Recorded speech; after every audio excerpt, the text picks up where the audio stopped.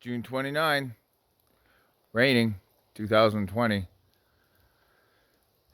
Kind of mucky. Like still, so much mud.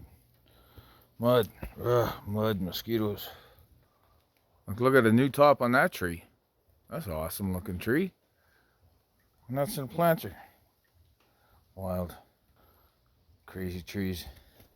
They grow anywhere. They sprout up like grass around here. Bing, bing, bing, bing, bing. Little tiny little trees everywhere. You just mow them. Mowing trees. Mowing trees. Mowing trees. It's getting much greener. It's nice. Skeeters. I was playing around at learning how to build a waterfall. And no, there's no rubber liner. I was just piling up rocks to see how the water goes over them. Beginning of a new project era. You don't know anything about building waterfalls, pumping waterfalls, filtering water in waterfalls. Leave me a comment. Leave me a link to your page or Twitter or TikTok or whatever the Twitter thingy or whatever the new thing is. Put your link there and I'll check it out if I got that app. All right. Know what's up. What's up app? That's boring. Anyways, yeah. There's a rose for you. It's a freaking wild rose. So even though it's a rose, it looks nice. Wild roses. Caribou pipeline. There's a spruce tree. Hey, spruce tree, how you doing? You liking the rain? Is it helping you settle in? Did you miss the mosquitoes? Did they miss you? All right. Okay, spruce tree. Here's a little bit of moss. Some more moss there for you, spruce tree. There's some more flowers. These are jumping somethings. You know what these jumping somethings are? Leave me a comment there. Right.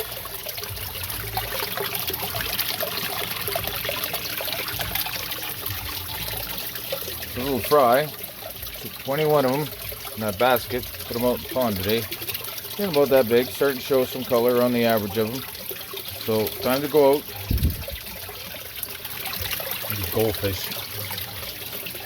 Raising koi. And a couple big ones. Oldies.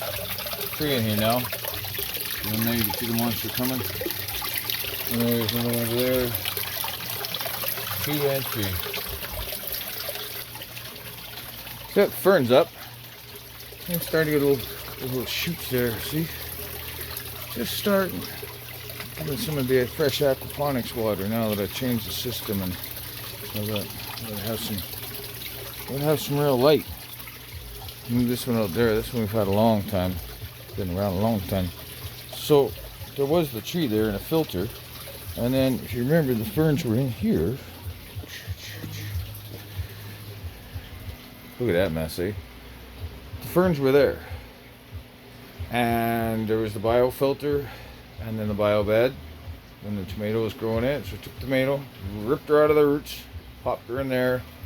So there's 1 tomato in each one of those buckets. One's hurting. Well, there was lots of roots. We salvaged as much roots as we could, and then we put in another about 4 inches of hydrotone into that bucket to cover those roots up. So it's going to take some recovery phase. So it's going to change the lights over, get lights on top of it. I'm going to try to just maybe tie these up, tame them back. Tomatoes. Kale's coming in nice now that we've changed the running system out there with the water. It's a tomato from town. Thank you, Kathy. And you gotta have aloe vera, right? So the other morning I come out and I'm checking on my fish. Gonna give them some water. And I noticed that one of the koi's missing. So I look in the filter box. I look in the pipes and try to blow the pipes, but I'm not really prepared for it. It's in the morning, right? I look all over, can't find my koi. I'm sad. I find the koi. Lost my little baby koi. So then it's time for filter changing and I want to blow out the bottom pipe. I'll show you. Mosquito.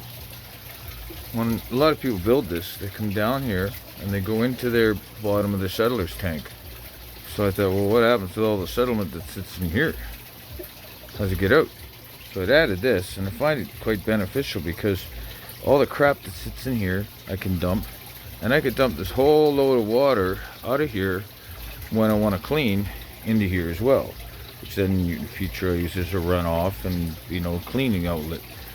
So anyway, so I did that, and then flopping around in a little tray I had here was my little baby koi. So I was so thankful I put on the blow off, because when you come down with a 2-inch, you know, it just sucked up that pipe. I don't have a foot valve on it, I just have a pipe. That pipe there, 2-inch right to the bottom. It's all cut all wiggly.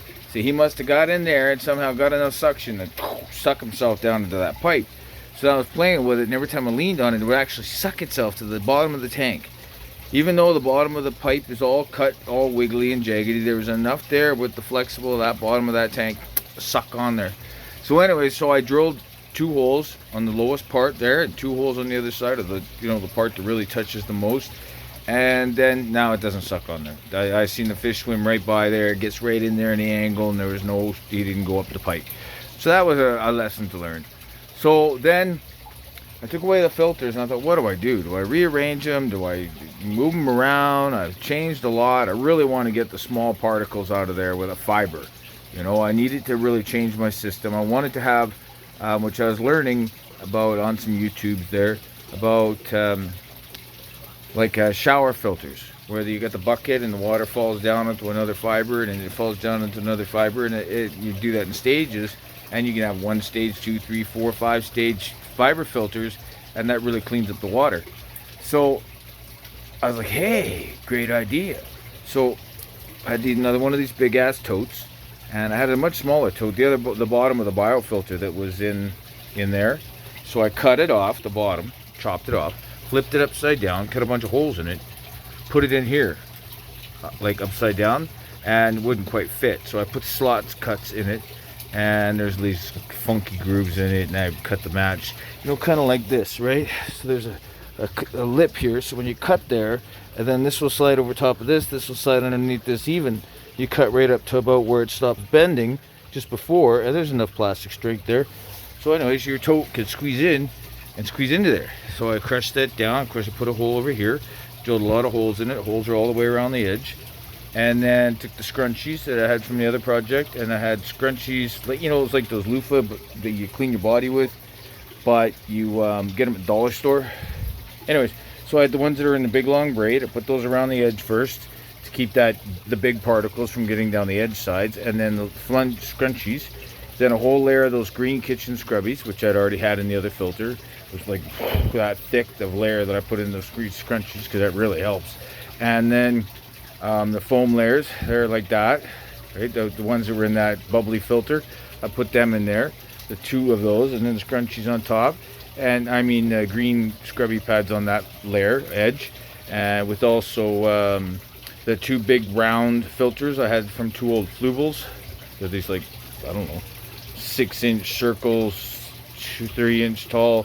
I put those in there so that the next layer of the big sponges laid up on top. So I gave another gap in there, and then covered that with the green things. And I had there were the pink and yellow, all kinds of colored ones left over, and so I put that in there.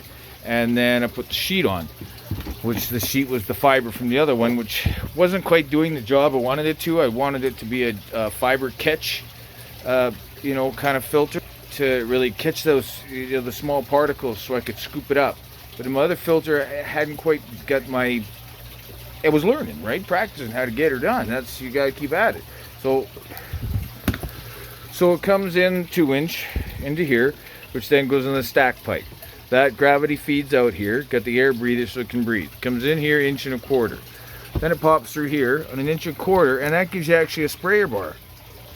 So I just left the end open there so it can breathe and air can flow through, and that sprays onto that sheet. Every couple days I just pick that sheet up, get all my stuff, and then all that rest. So I went up 8 inches to the top of that plastic bucket, which gave me 10 inches of median for it to clean up, and the water's coming in really clean.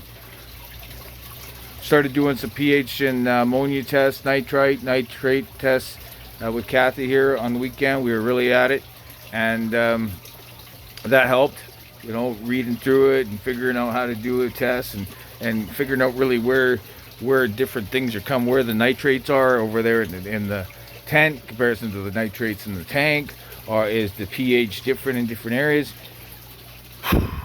Put it on a chalkboard, write it down, test, wash out the vials. So the first round we did it, I right away we stood it on the desks, getting ready for dinner. I hit the desk here.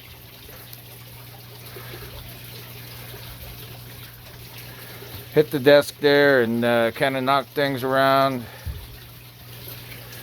Knocked over the tubes and I thought it's crazy. So I'm looking at the well, here on the bench on my desk there's a ball.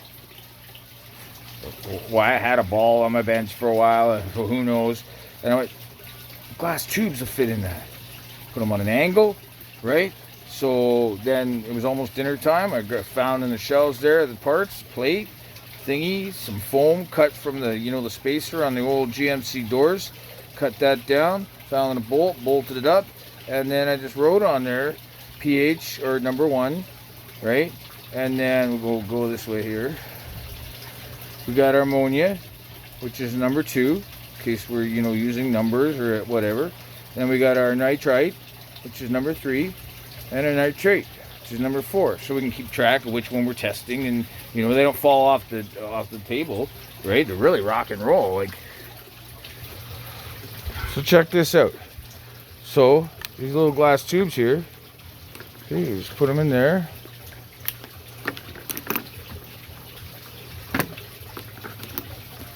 And redneck style, right?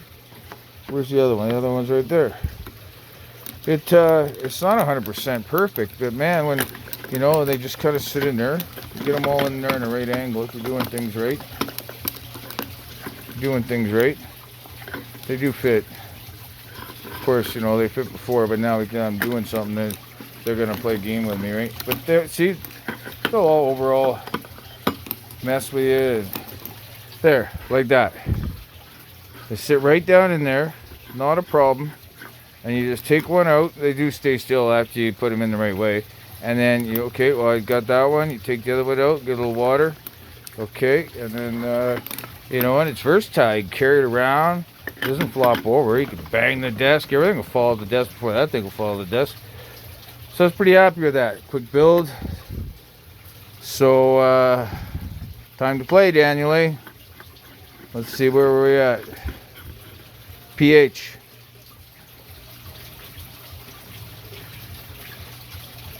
Cheers, my friends, my followers, my subscribers. Please smash the like button. Remember to subscribe if you haven't already. Hit the little notification bell and share with a friend. Hey, it's good to share. Cheers.